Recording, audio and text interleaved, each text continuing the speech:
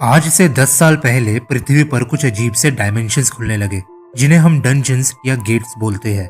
इस गेट के दूसरी तरफ बहुत सारे मैजिकल डीमंस हमारी दुनिया में कदम रखने लगे। ये इतने ताकतवर थे कि मॉडर्न वेपन्स का इन पर कोई असर नहीं होता था। इनको हराने के लिए कुछ इंसानों के पास मैजिकल पावर्स आने लगी, जिन्हें हम हंटर्स कहते हैं। शरीर में मैजिकल पावर के हिसाब से इन हंटर्स को अलग अलग रैंक दिया जाता है, जिसमें एस रैंक हंटर सबसे ज्यादा पावरफुल होते हैं और ई रैंक हंटर सबसे ज्यादा कमजोर।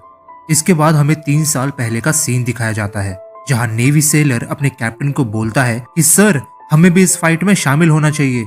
इसके जवाब में कैप्टन कहता है कि इन सब का कोई फायदा नहीं है, हमारे वेपन्स उन मॉन्स्टर्स को नहीं मार सकते, हमें डीमन हंटर्स पर विश्वास रखना होगा। दूसरी तरफ उस आइलैंड पर लोअर रैंक वाले हंटर्स बहुत बड़ी चींटियों से लड़ रहे होते हैं, लेकिन उनके अटैक्स का चींटियों पर कोई असर नहीं होता और वो हंटर्स बहुत बुरी तरह से हारने लगते हैं। लेकिन तभी वहां पर एस रैंक वाले हंटर्स मदद करने के लिए पहुंच जाते हैं। उनके पास हीलिंग, लाइटनिंग और हल्क जैसी पावर होती है, जिसकी मदद से वो उन लाल चींटियों को आराम से हरा देते हैं। लेकिन तभी अचानक से वहां पर व्हाइट कलर की चींटी आ जाती है, जो रेड से भी ज्यादा पावरफुल है। ब्यूनग्यू हंटर्स को हील करने में हेल्प करता है और योनहो और यूनसियोक उस व्हाइट चींटी से लड़ने लगते हैं। योनहो अपनी हल्क जैसी ताकत की मदद से चींटी के दांत तोड़ देता है और उसी से उसको मार डालता है।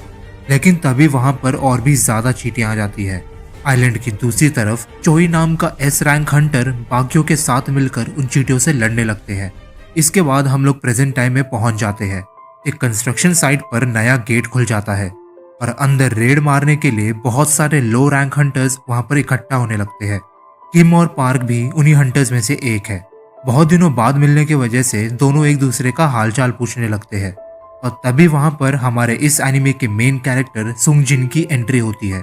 सब लोग उसका स्वागत करने लगते हैं और किम उससे पूछता है कि ओए सुंगजिन, तुमने पेट भरकर खाना तो खाया है ना? पार्क किम से पूछने लगता है कि ये लड़का बहुत ताकतवर है क्या, सब लोग इसका इतना स्वागत क्यों कर रहे हैं। किम हंसते हुए बोलता है कि ओए तू गलत समझ रहा है, ये पूरे मानव जाति का सबसे कमजोर डीमन हंटर है।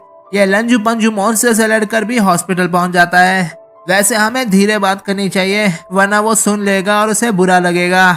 लेकिन सुंगजिन ने उनकी सारी बातें सुन ली थी और वो भी मानता है कि वो सबसे ज्यादा कमजोर हंटर है। तभी वहां पर उसकी मुलाकात जूही से होती है, जो आते ही उसे डांटने लगती है कि तुम्हारे चेहरे पर ये चोट कैसे लग गई? तुम्हें थोड़ा संभल कर रहना चाहिए। जिसके जवाब में संगजिन कहता है कि पिछले मिशन में मुझे ई रैंक का गेट मिला था और मैं अपने ग्रुप में सबसे ज्यादा कमजोर था, इसलिए मॉन्स्टर से लड़ते समय मुझे ये चोट लग गई। सब लोग कितने मतलबी हैं, किसी ने भी तुम्हारी मदद नहीं की। जाने दो, ये मेरी ही गलती है कि मैं इतना कमजोर हूँ। इसके बाद सब लोग इकट्ठा हो जाते हैं और गेट के अंदर जाने लगते हैं। किम संगजिन को कहता है, ओए, हमारे पीछे रहने की कोशिश करना और इस बार घायल मत हो जाना। दूसरी तरफ कोरियन हंटर एसोसिएशन का चेयरमैन गवर्नमेंट के साथ मीटिंग खत्म कर अपने ऑफिस पहुंच जाता है और सेक्रेटरी को मीटिंग में हुई बातों के बारे में बताता है। वो कहता है कि डीमन को मारने के बाद हंटर्स को जो रिसोर्सेस मिलते हैं वो बहुत कीमती होते हैं। ये रिसोर्सेस या तो मैजिकल वेपन्स हो सकते हैं या फिर क्रिस्टल्स, जिनको बेचकर हंटर्स पैसे कमाते हैं। लेकिन गवर्नमेंट इन रिसोर्सेस का इस्तेमाल कर एक नए टाइप का फ्यूल बनाना चाहती है, एक ऐसा फ्यूल जो न्यूक्लियर से भी ज्यादा एनर्जी प्रोड्यूस करे और जिसके इस्तेमाल करने से एनवायरनमेंट में ज्यादा पोल्यूशन भी ना हो।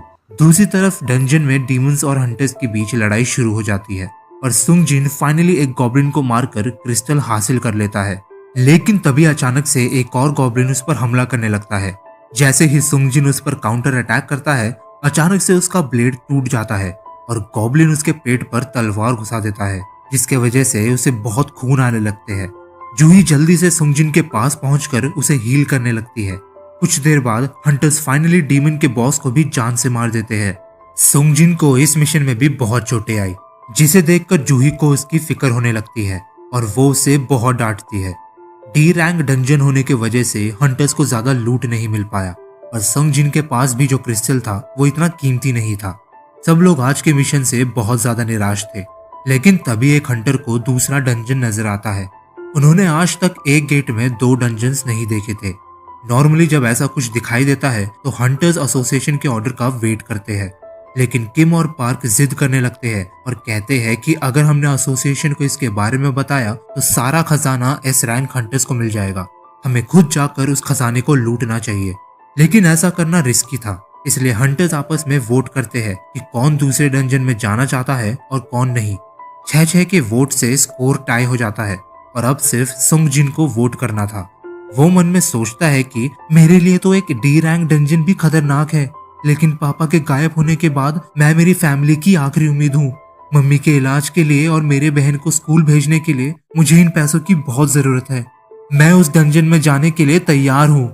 सीन शिफ्ट होता है हंटर सिलेक्शन सेंटर में, जहाँ एग्जामिनर्स पार्टिसिपेंट को एक ब्लैक क्रिस्टल को छूने को बोलते हैं और ऐसा करते ही उन्हें पता चल जाता है कि एक इंसान में कितनी मैजिकल पावर्स है, जिसके हिसाब से उन्हें अलग अलग रैंक दिया जाता है और हंटर्स बनने के लिए उन्हें कॉन्ट्रैक्ट साइन करना पड़ता है। गाइल्ड मास्टर चोई फोन पर एग्जामिनर को बोलता है, इंसान की एज या जेंडर मायने नहीं रखती। अगर वो अपनी जान जोखिम में डालने के लिए तैयार है तो तुम उन्हें हंटर बनाने का ऑफर दो। वैसे भी मुझे नहीं लगता कि कोई भी हंटर चाहीन से ज्यादा ताकतवर हो सकता है।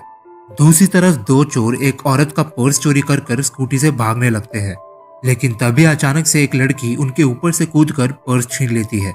यह लड़की और कोई नहीं बल्कि सबसे ताकतवर एस रैंक हंटर चाहीन है। हम लोग वापस डंजन में आते हैं, जहां हंटर्स पिछले 40 मिनट से चल रहे हैं, लेकिन अभी तक उन्हें कुछ भी नजर नहीं आया। सुंग जिन जूही को कहता है कि मुझे माफ कर देना, मेरे वोट की वजह से तुम भी इस मुसीबत में फंस गई। जिसके जवाब में जूही कहती है कि क्या तुम्हें सर पर भी चोट लगी है, क्योंकि तुम पागल हो चुके हो। अगर उस जिम्मन ने थोड़ा और ऊपर हमला किया होता तो तुम अभी तक मर चुके होते। क्या तुम्हें अंदाजा भी है कि अगर कुछ भी गड़बड़ हुई तो तुम कितनी बड़ी मुसीबत में फंस सकते हो? हाँ मुझे पता है, आई एम रियली सॉरी। सिर्फ सॉरी से काम नहीं चलेगा, तुम्हें मुझे ट्रीट देनी होगी। सीन शिफ्ट होता है हंटर सिलेक्शन सेंटर में, जहां एसोसिएशन का चेयरमैन न्यूली ज्वाइन हंटर्स को कहता है कि आप सब लोगों का हंटर एसोसिएशन में स्वागत है। 10 साल पहले हमारी दुनिया में डंजन्स खुलने स्टार्ट हुए थे, लेकिन आज भी हमें इनके बारे में ज्यादा कुछ नहीं पता। हंटर्स बनना यानी कि जान जोखिम में डालना है। एक्सपीरियंस होने के बाद भी एक हंटर को हमेशा चौकन्ना रहना चाहिए, लालच नहीं करनी चाहिए, और सबसे इम्पोर्टेंट बात, आप लोगों को डरना चाहिए। और तभी सीन शिफ्ट होता है डंजन्स में, जहां उन हंटर्स को फाइनली एक दरवाजा नजर आता है। वो लोग लालच में इतने अंधे हो जाते हैं कि बिना कुछ सोचे समझे दरवाजा खोलकर अंदर जाने लगते हैं। उस कमरे में उन्हें गार्ड्स और एंजल्स के बहुत सारे स्टैचूज नजर आते हैं, लेकिन सुंग जिन के सामने जो स्टैचू है वो बाकियों से बहुत ज्यादा बड़ा है। वो लोग खुश थे कि इस कमरे में उन्हें एक भी डीमन नजर नहीं आया, लेकिन तभी उन्हें जमीन पर कुछ अजीब से मैजिकल सर्कल्स नजर आते हैं और एक स्टैचू पर कुछ अजीब सी एंशिएंट स्क्रिप्ट लिखी थी। ये है कार्टेनॉन टेम्पल के कमांडमेंट्स। पहला, भगवान की इज्जत करो। दूसरा, भगवान की दिल से पूजा करो। और तीसरा, भगवान के प्रति अपनी आस्था का सबूत दो। अगर ऐसे करने में नाकामयाब हुए तो जिंदा नहीं लौट पाओगे। जूही घबराते हुए सुंगजिन को कहती है, मैंने इस बड़े से स्टैचू की आंखें हिलती हुई देखी। वो स्टैचू हम पर नजर रख रहा है। और तभी अचानक से वो बड़ा सा दरवाजा बंद हो जाता है। एक हंटर कहता है कि मैंने तुम लोगों को पहले ही बोला था कि इन सब में बहुत खतरा है। मैं घर जा रहा हूँ, तुम लोगों को जो लूटना है लूटो। लेकिन जैसे ही वो हंटर दरवाजे को छूता है, सामने खड़ा हुआ स्टैचू अचानक से हिलने लगता है और अपने वेपन से उसका सर उखाड़ देता है। ये देखकर सबके होश उड़ जाते हैं और सुंगजिन डर के मारे एक जगह पर जम जाता है और मन में कहता है, वो हंटर शायद डी रैंक था ना। उसका चाहे कोई भी रैंक हो, लेकिन वो मेरे से बहुत ज्यादा ताकतवर था और उस स्टैचू ने उसे एक झटके में खत्म कर दिया। मुझे समझ नहीं आ रहा ये सब क्या हो रहा है। हमें तो डी रैंक का डंजन मिला था ना, यहाँ पर इतनी ताकतवर चीजें नहीं होनी चाहिए थी। अगर वो स्टैचू हिल रहा है तो इसका मतलब। जैसे ही सुंगजिन उस बड़े से स्टैचू को देखता है, उसकी आंखें अचानक से हिलने लगती है। सुंगजिन अभी तक बहुत बार मरते मरते बचा था। ई रैंक के गॉब्लिन से मार खाकर वो बहुत दिनों तक हॉस्पिटल में पड़ा रहा। अपने ग्रुप से अलग होकर बिल्कुल अनजान जगह पर फंस गया और एक बार तो भूख और प्यास से मरते मरते बचा। चाहे डंजन कितने भी लो रैंक का क्यों ना हो, वो हमेशा अपनी जिंदगी के लिए लड़ता था।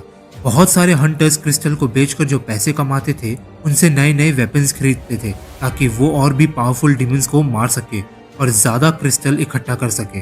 लेकिन सुंगजिन सिर्फ एक पुराना ब्लेड ही खरीद सकता था और अगर वो भी टूट गया तो उसे खाली हाथ ही लड़ना पड़ेगा। सुंगजिन के इसी डर ने उसकी ऑब्जर्वेशन स्किल इतनी बढ़ा दी थी कि उसे पता चल गया था कि कुछ तो गड़बड़ होने वाली है और तभी वो सबको नीचे झुकने को कहता है।